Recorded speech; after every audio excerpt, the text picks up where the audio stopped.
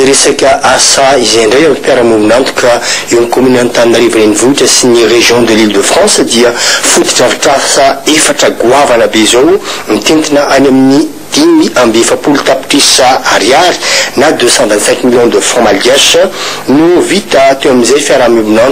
eo amin'ny commune urbaine sy ny région de l'Île de France izay notokanana izany teto Antananarivo bola eto amin'ny sehatra maro fiara-miasa mihevitra ny anangana ihany koa complexe sportif ny eto andrenivohitra tafiditra indrindra amin'ny fanamarena faharoapolo taona ny fiara-miasa eo amin'ny rotota izany etsika izany araha angeny fanadidiny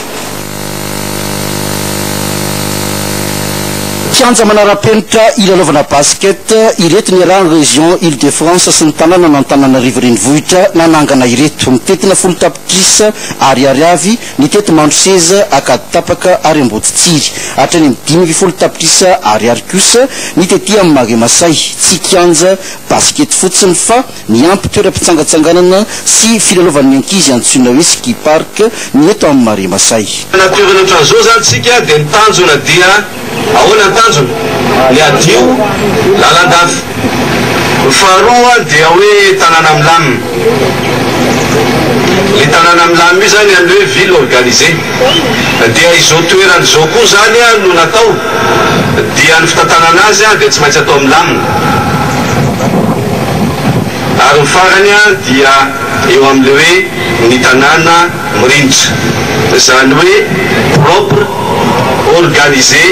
sécurisé mampivelatra bebe koa ny tanora ny fisina fotodrafitrasa tahaka izao fiara-miasa efa manonteoloza zavatra zao arapetraka ho an'ny orina zay ny afaratiako indrindra ngamba apetraka hoe mikolokona izy ny fototany sy ny fiara-miasa aminay kolokolo azy ary eo tanora zay iriry eo amboniny mba hananja koa ny fotodratrafitra zay ho afaritakatsika eran'Antananarivo nisy olo tenany région Île-de-France nanamafy ny mbola fahavononandry zareo hiara miovonantokatrany amin'ny fampandrosoana ny tanàna n'Antananarivo renivohitra mbola isy raha teo hoy ny PDS Edgar Razafindrava nitetikasa ananganana complexe sportif ny afatra nataony teto dia ny hoe soroana ny asa ratsy ety amin'ny Mare Masay mba ho toeram-pitsangatsanganana mateoty izy ity fa isan'ny commune ihany koa moroborobo amin'izao fotoana izao rehefa nahazo ny subvention na fanampina arabola avy amin'ny fanjakana ny eny amin'iny commune ny Fianorivo iny raikitra amin'ny fanatsarana ny bureau commune ohatra ary mizotra araky ny izy ihany koa ny asa andavanandro araky ny nambarany tompona andraikitra teny antoerany teo amin'ny micro ny télévision malagasy efapolo taona teo eo no nisiny bureau commune eto Fianorivo iray amin'ny lahara-pahamena tamin'ity taona ity ny fanatsarana ny toeram-piasana etsy andaniny na ahafahana na ampiodina ny asan'ny commune sy nanampy betsaka ny mpiasa ny fanampiana avy amin'ny fanjakana foibe tena be mihitsy amin'ny fanjakana ary ohatran'izay ihany koa ny faritra zany hoe ny région Analamanga ny subvention moa zany efa tonga tamin'ny volana marsa iny le 9 millions ariary fa zany ary ny subvention reny dia fonctionnement ny commune anjereny dia zay koa ny anisany nangatahana zany fanampiana manokana avy any amin'ny faritra ny région hoe mba ampio zay satria ny tranonay tena simba be mihitsy hatramin'izay dia nanampy tokoa zareo satria izy dia nanome tafo nanome ciment nanome loko commune ny mihodina foana ny olona marina fa nisy olana kely zay tamin'ny latsinainy ary efa mifanaraka izay hoe ny recette miditra amin'izao fotoana zao zany dia tonga dia alefa any ampiasa daholo aloha mba atao tampikaramba zany hoe ny investissement rehetra zany sy ny fanamboarana dia hijanona kely indray amin'izay resaka izay fa akoatr'izay ray volana mahery sisa dia ho fararano hiakabokatra ny ity Fianorivo sy firesana tato amponiny ity tantsaha avokoa nahafahana nanatsara ny taopambolena ny fahavitan'ny taboaka ny fifoloha ny arana tamin'ny apipa izay manondraka velara tambary hatrany amin'ny 300 hektara iresaka politika indraitsika manomboka eto ary vaveo dia verina amin'ireny resaka commune mahavita zavatra tsara ireny andray anjara feno amin'ny fampandehanana ny raharaha-pirenena amin'ny famana ny olana ateraky ny crise politika ny fiarahamonim-pirenena zay ny zavatra tsapalo omaly arivo mahiry ny candidat vonina namaly ny antso avy amin'ny faritra roa amby roapolo eto Madagasikara andray anjara amin'ny fametrahana ny repoblika faefatra avy eo amin'ireny fiarahamonim-pirenena ireny fanadijina avy hatrany. Manoloana ny fisavorovorona politika misy eto amin'ny tany sy ny fanjakana dia miezaka manelanelana mitady vahaolana ivoana amin'ny crise politika ny fiarahamonim-pirenena. Nisy ny fionana teo amin'ny fiarahamonim-pirenena sy ny sehatra tsy miankina miaraka tamin'ireo sindika nandamina ny fitsinjaran-toerana atolotry ny fitondrana tetezamita miarana naiky amin'ny fandraisana anjara ny faritra roa amby roapolo izy ireo ka ho isy ny fanolorana solotena tsirairay avy amin'ireo faritra roa amby roapolo isaky ny sokajy sy ny androm-panjakana andraisan'ny fiarahamonim-pirenena anjara amin'ny fametrahana ny repoblika faefatra. Misy ny fananganana ny komite teknika izay asandrahaka manerana ny nosy sy mandray ireo karazan-tsosikevitra avy amin'ireo fiarahamonim-pirenena maro samihafa.